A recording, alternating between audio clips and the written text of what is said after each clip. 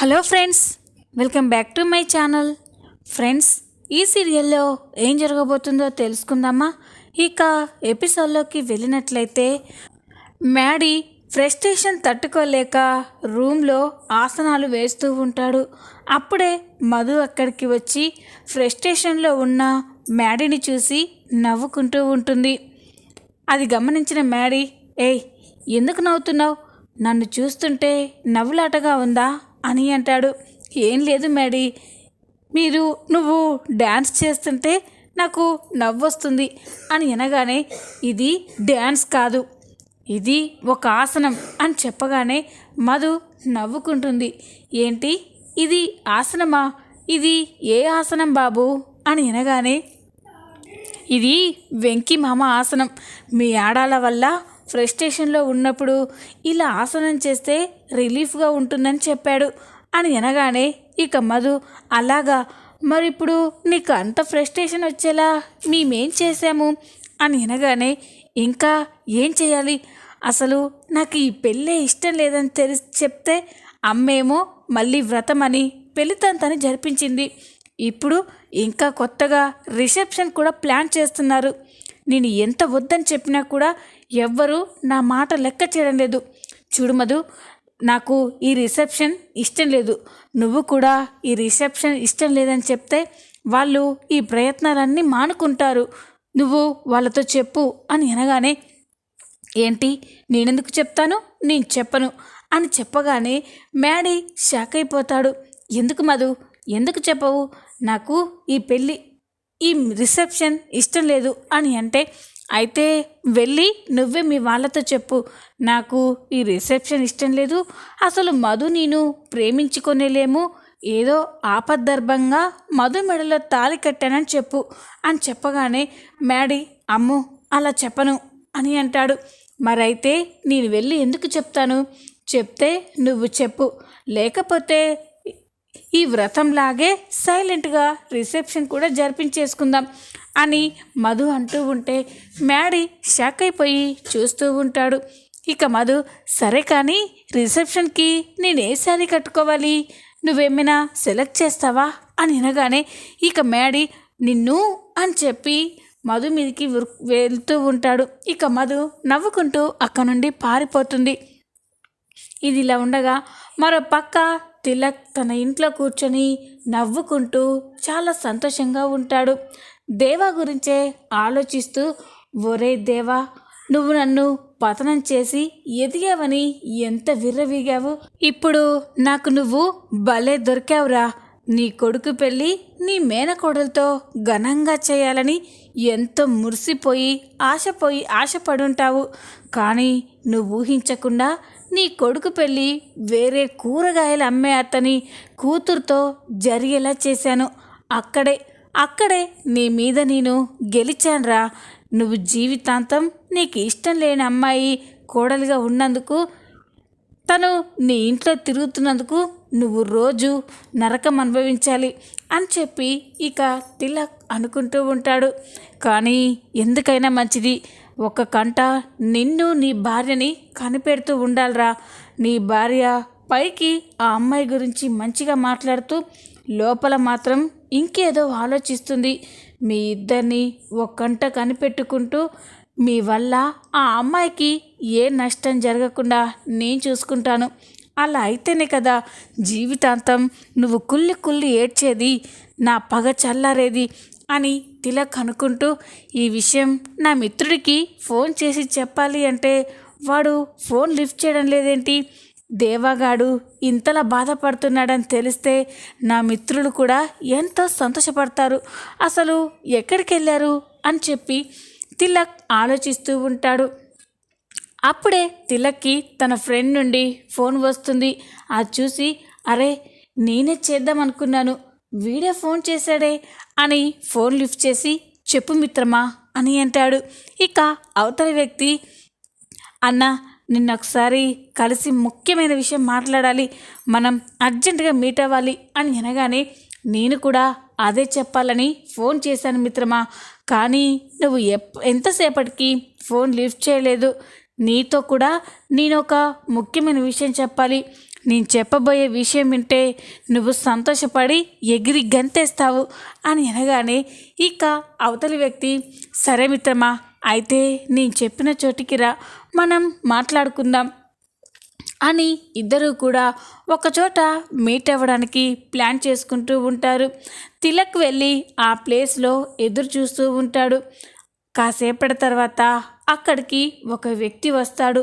ఆ వ్యక్తి ఎవరో కాదు, హాఫ్ టికెట్ తిలక్ దగ్గరికి వచ్చి అన్నా అని పరిగెత్తుకుంటూ వెళ్ళి తిలక్ని హగ్ చేసుకొని సంతోషపడుతూ ఉంటాడు. తిలక్ కూడా హాఫ్ టికెట్ని హగ్ చేసుకొని సంతోషపడుతూ, హాఫ్ టికెట్ ఎలా ఉన్నావు, ఎన్ని రోజులైంది నిన్ను చూసి, ఫోన్లో కలవడం లేదు, నేరుగా మీట్ అవుదామంటే ఎక్కడున్నావో ఏం చేస్తున్నావో తెలీదు, ఎక్కడికి వెళ్ళావు హాఫ్ టికెట్ అని అంటూ ఉంటే, అదంతా తర్వాత చెప్తానన్నా, నువ్వు నాతో ఏదో ముఖ్యమైన విషయం చెప్పాలని ఇక్కడికి రమ్మన్నావు ఏంటి అని అనగానే ఇక తిలక్ కూడా, నేను కాదు, ముందు నువ్వు చెప్పు హాఫ్ టికెట్, నువ్వు కూడా నాతో ఏదో ముఖ్యమైన విషయం చెప్పాలని ఫోన్ చేసావు కదా, అసలు ఏంటి ఆ విషయం, మన బాలరాజు గురించి ఏదైనా నిజం తెలిసిందా, బాలరాజు కూతురు చిన్ని గురించి ఏమైనా తెలిసిందా, చెప్పు హాఫ్ టికెట్, అవే మనకి పెద్ద గుడ్ న్యూస్ అని అనగానే ఇక హాఫ్ టికెట్ చెప్తూ, ఏం చెప్పమంటావన్నా, రాజన్న ఇంకా ఆ దేవ బందీలోనే ఉన్నాడు. ఆ దేవగాడు రాజన్నని ఎక్కడ బంధించాడో, అసలు ఎక్కడ ఉంచాడో కూడా ఏమీ అర్థం కావట్లేదు. చిన్ని గురించి ఆ దేవాగాడు కూడా చాలా సీరియస్గా వెతుకుతున్నాడన్నా. ఏ క్షణంలోనైనా చిన్ని వాడికి కనిపించిందో ఇక చిన్నిని వదిలిపెట్టాడు అని ఇక హాఫ్ టికెట్ చెప్తూ ఉంటే తిలక్ షాక్ అయిపోతాడు. లేదు హాఫ్ టికెట్, అలా ఎప్పటికీ జరగకూడదు, ఎలాగైనా ఆ దేవ బందీ నుండి మన రాజనని కాపాడుకోవాలి, అలాగే మన చిన్ని ఎక్కడున్నా కంటికి రెప్పలా చూసుకోవాలి అని అంటూ ఉంటే ఇక హాఫ్ టికెట్ కూడా, అన్నా నీతో ముఖ్యమైన విషయం చెప్పాలి, చిన్ని ఎక్కడుందో నాకు తెలిసింది అని చెప్పగానే ఇక తిలక్ చాలా సంతోషపడతాడు. ఏంటి హాఫ్ టికెట్, ఏమంటున్నావు, చిన్ని గురించి తెలిసిందా అని అనగానే, అవునన్నా, ఈ మధ్యే నాకు చిన్ని గురించి తెలిసింది, ఈ విషయం బయటికి తెలిస్తే చిన్ని ప్రాణాలకే ప్రమాదమని ఎవరితో చెప్పలేదు, నువ్వు కూడా ఎవరికి చెప్పొద్దన్నా అని అనగానే ఇక తిలక్ చాలా సంతోషపడుతూ, ఏంటి హాఫ్ టికెట్, మన చిన్ని గురించి నువ్వు ఇంతలా చెప్పాలా, అసలు మన చిన్ని ఎక్కడుంది, నాకు ఒకసారి చిన్నిని చూడాలనుంది హాఫ్ టికెట్ అని అంటూ ఉంటే, ఇప్పుడు కాదు తిలక్, తర్వాత చూపిస్తాను, ఖచ్చితంగా చిన్ని ఎవరో ఎక్కడుందో నీకు అన్ని విషయాలు చెప్తాను అని హాఫ్ టికెట్ అంటూ ఉంటే ఇక తిలక్ అయితే చాలా సంతోషపడతాడు.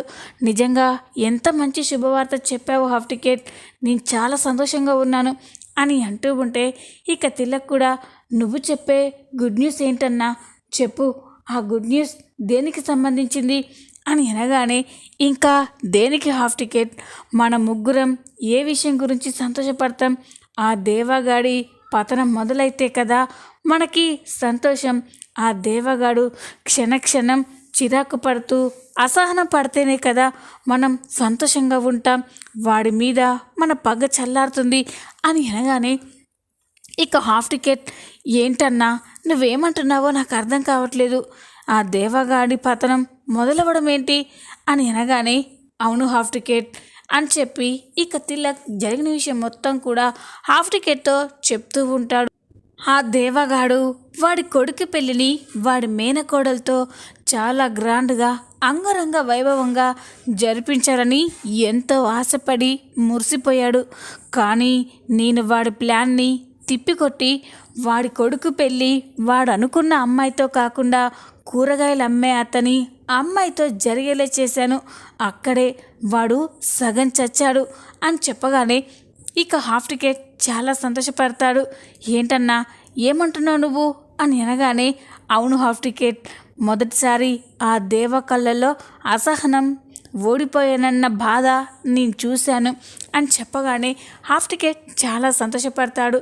ఇక వెంటనే ఇదంతా బాగానే ఉందన్నా, కానీ ఆ దేవ గురించి నీకు సరిగ్గా తెలీదు, ఇష్టం లేకుండా తన ఇంట్లో కోడలిగా వచ్చిన ఆ అమ్మాయిని ఊరికే వదిలిపెడతాడా? ఏదో విధంగా ఆ అమ్మాయి అడ్డు తొలగించుకొని మళ్ళీ వాడి కొడుకుని వాడు అనుకున్నట్లు వాడి మేనకోడలతోనే పెళ్లి జరిపిస్తాడు అని అనగానే నాకు తెలుసు హాఫ్ టికెట్, ఆ దేవ వాడి భార్య మైండ్ సెట్ పూర్తిగా అలాగే ఉంటుందని. అందుకే ఆ అమ్మాయికి ఎలాంటి ఆపద రాకుండా నేను అండగా ఉన్నాను. అనుక్షణం ఆ అమ్మాయి మంచి చెడులు చూస్తూ ఉన్నాను. నువ్వు ఆ విషయం గురించి బాధపడకు. ఆ అమ్మాయి క్షేమంగా ఆ ఇంట్లో ఆ దేవగాడి కళ్ళ ముందు తిరిగితేనే కదా మనం ఆ దేవ మీద గెలిచినట్లు. నువ్వేం భయపడకు, ఆ అమ్మాయికి ఏ ప్రమాదం జరగదు.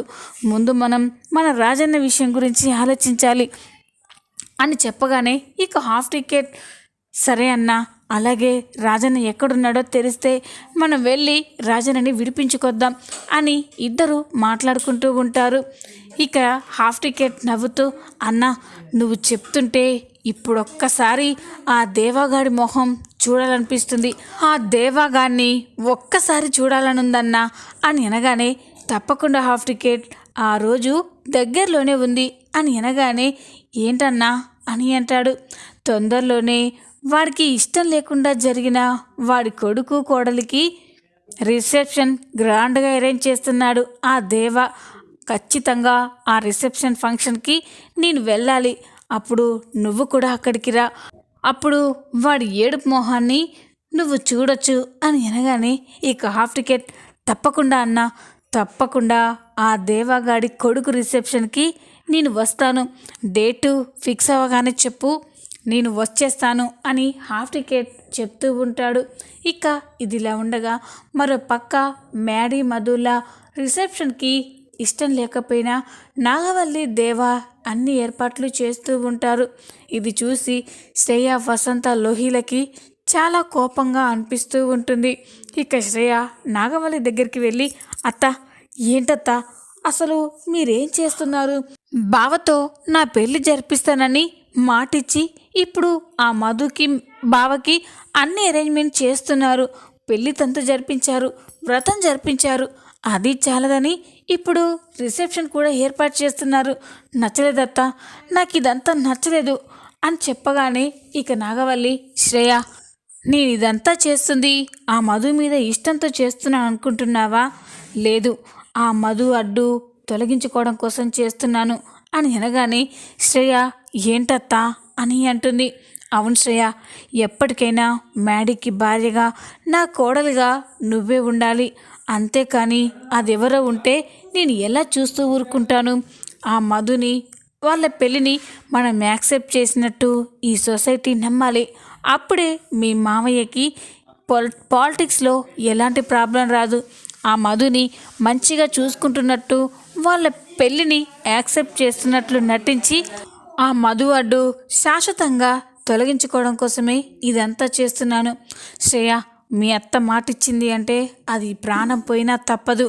ఇది కూడా అంతే, నీకు ఇచ్చిన మాట నిలబెట్టుకుంటాను అని ఇక నాగవల్లి అంటూ ఉంటే శ్రేయ చాలా మురిసిపోతూ ఉంటుంది. రిసెప్షన్కి అన్ని ఏర్పాట్లు చేస్తూ ఉంటారు. ఇక రిసెప్షన్ అయితే చాలా గ్రాండ్గా అరేంజ్ చేస్తారు నాగవల్లి దేవ. ఇష్టం లేకపోయినా కూడా దేవ నాగవల్లి సంతోషంగా ఉన్నట్లు నటిస్తూ రిసెప్షన్ని జరిపిస్తూ ఉంటారు. మధు మ్యాడీ ఇద్దరు కూడా చాలా అందంగా రెడీ అయ్యి రిసెప్షన్ ఫంక్షన్కి అటెండ్ అవుతారు. ఆ ఫంక్షన్కి పాలిటిక్స్ లీడర్స్ అందరూ కూడా వస్తూ ఉంటారు. అప్పుడే తిలక్ కూడా ఆ రిసెప్షన్ ఫంక్షన్కి వస్తాడు. ఇక ఆ ఫంక్షన్కి వచ్చిన తర్వాత తిలక్ హాఫ్ టికెట్ కోసం ఎదురు చూస్తూ ఉంటాడు. ఇదేంటి హాఫ్ టికెట్ ఈ ఫంక్షన్కి తప్పకుండా వస్తానని చెప్పాడు కదా, ఇంకా రాలేదేంటి అని ఫోన్ తీసి హాఫ్ టికెట్కి ఫోన్ చేస్తాడు. తిలక్ నుండి ఫోన్ రాగానే హాఫ్ టికెట్ ఫోన్ లిఫ్ట్ చేసి చెప్పన్నా అని అంటాడు. ఏంటి హాఫ్ టికెట్, ఫంక్షన్కి వస్తున్నావు కదా అని అనగానే, అన్నా నువ్వంతలా చెప్పాక రాకుండా ఎలా ఉంటాను? ఆ దేవగాడి పతనం మొదలైంది కదా, ఖచ్చితంగా ఆ పతనాన్ని చూసే వెళ్తాను అని అనగానే ఇక తిలక్, సరే ఇక్కడ ఫంక్షన్ స్టార్ట్ అవుతుంది వెంటనే వచ్చేసేయ్ అని తిలక్ అంటాడు. కాసేపటి తర్వాత హాఫ్ టికెట్ ఆ ఫంక్షన్కి వస్తాడు. ఆ ఫంక్షన్లో చాలామంది జనాలు ఉంటారు. అప్పుడే ఇక తిలక్ హాఫ్ టికెట్ దగ్గరికి వచ్చి, హాఫ్ టికెట్ వచ్చావా, నీకోసమే ఎదురు చూస్తున్నాను అని అనగానే, అన్నా ఆ దేవగాడు నన్ను చూశాడో నా ప్రాణాలకే ప్రమాదం అని అనగానే, హాఫ్ టికెట్ నువ్వేం టెన్షన్ పడకు, ఆ దేవగాడు ఇప్పుడు పాలిటిక్స్ లీడర్స్తో చాలా బిజీగా ఉన్నాడు.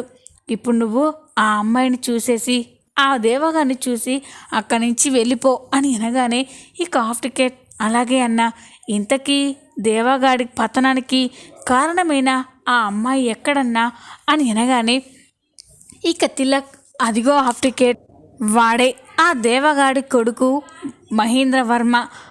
ఆ అబ్బాయి పక్కన ఉన్న అమ్మాయే కూరగాయలు అమ్మే అతని కూతురు, ఇప్పుడు ఆ దేవగానికి కోడలు చూడు అని చెప్పగానే హాఫ్ టికెట్ మధుని చూస్తాడు. మధుని చూసి హాఫ్ టికెట్ ఒక్కసారిగా షాక్ అయిపోతాడు.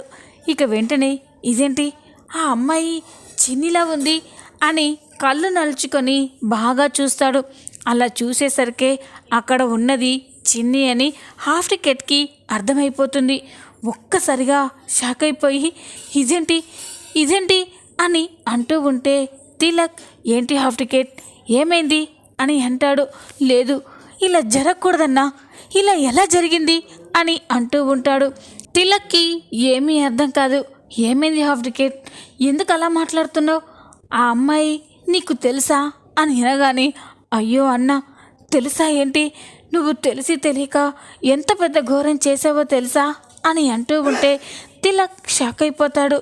ఏంటి హాఫ్ టికెట్, నేనేం చేశాను అని అనగానే, నువ్వే చేశావు, నీకు తెలియక మేకపిల్లని పులిబోనులో బందీ అయ్యేలా చేశావు అని అనగానే తిలక్కి ఏమీ అర్థం కాదు.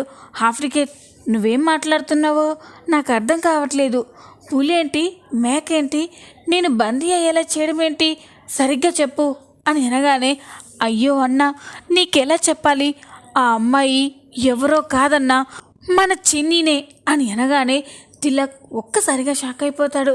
హాఫ్ టికెట్ ఏమంటున్నావు నువ్వు, ఆ అమ్మాయి బాలరాజ్ అన్న కూతురు చిన్ని ఎలా అవుతుంది అని అనగానే, హాఫ్ టికెట్ అయ్యో అన్న, అదే నిజం అన్న, బాలరాజ్ అన్న కూతురు చిన్నినే ఈ మధు అని చెప్పగానే ఇక తిలక్ షాక్ అయిపోతాడు. లేదు హాఫ్ టికెట్, నేను నమ్మను, ఇదంతా అబద్ధం అని అంటూ ఉంటే, లేదు ఇదే నిజం అన్న, కావేరి వదిన చనిపోతూ ఇప్పుడు మధుని పెంచిన అమ్మ నాన్నలకి మన చిన్నిని అప్పగించి చనిపోయింది. అప్పటి నుండి మధుని కన్న కూతురు కంటే ఎక్కువగా వాళ్ళు పెంచుకున్నారు. మనం కూడా చిన్ని ప్రాణాలు కాపాడాలని మన ప్రాణాలు కూడా అడ్డేయడానికి వెనకాడట్లేదు. అలాంటి చిన్నిని ఇప్పుడు ఆ దేవ ఇంటికి కోడలుగా చేశావు.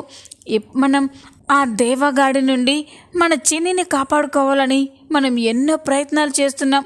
కానీ నువ్వు తొందరపాటుతో మన చిన్నిని ఆ దేవ ఇంటికి కోడలయ్యేలా చేశావు. ఈ నిజం వాడికి తెలిస్తే మన చిన్నిని బ్రతకనిస్తాడా? లేదు, ఎంత పెద్ద తప్పు చేశావు. ఇప్పుడు మన రాజన్నకి మన మొహం ఎలా చూపించుకుందామన్నా అని హాఫ్ టికెట్ అంటూ ఉంటే తిలక్కి ఏమీ అర్థం కాదు. ఏంటి హాఫ్ టికెట్, నువ్వు చెప్పేదంతా వింటుంటే నేను ఎంత పెద్ద తప్పు చేశానో అర్థమైంది అని తిలక్ అంటూ ఉంటే ఇక హాఫ్ టికెట్, లేదన్నా, మనం ఎలాగైనా మన చిన్నిని కాపాడుకోవాలి అని అంటూ ఉంటే, హాఫ్ టికెట్ నువ్వేమీ టెన్షన్ పడకు, తెలిసి తెలియక మన రాజన్న కూతురు చిన్నిని ఆ దేవా ఇంటికి కోడలుగా వెళ్ళేలా చేశాను. ఇప్పుడు చిన్ని బాధ్యత నాది. ఇన్ని రోజులు తన బాధ్యత నువ్వు తీసుకున్నావు. ఈ రోజు నుండి చిన్ని బాధ్యత నాది. నువ్వు రాజన్నని చూడు, నేను చిన్నిని చూసుకుంటాను. అనుక్షణం తనకి కంటికి రెప్పలా కాపలాగా ఉండి ఆ దేవగాడి నుండి మన చిన్నిని నేను కాపాడుతాను. నువ్వు ధైర్యంగా ఉండు హాఫ్ టికెట్ అని ఇక తిలక్ హాఫ్ టికెట్కి ధైర్యం చెప్తూ ఉంటాడు. రాబోయే ఎపిసోడ్స్ అయితే ఇంకా ఇంట్రెస్టింగ్గా ఉండబోతున్నాయి. ఈ వీడియో కనుక మీకు నచ్చినట్లయితే లైక్ చేయండి, సబ్స్క్రైబ్ చేసుకోండి. Thanks for watching.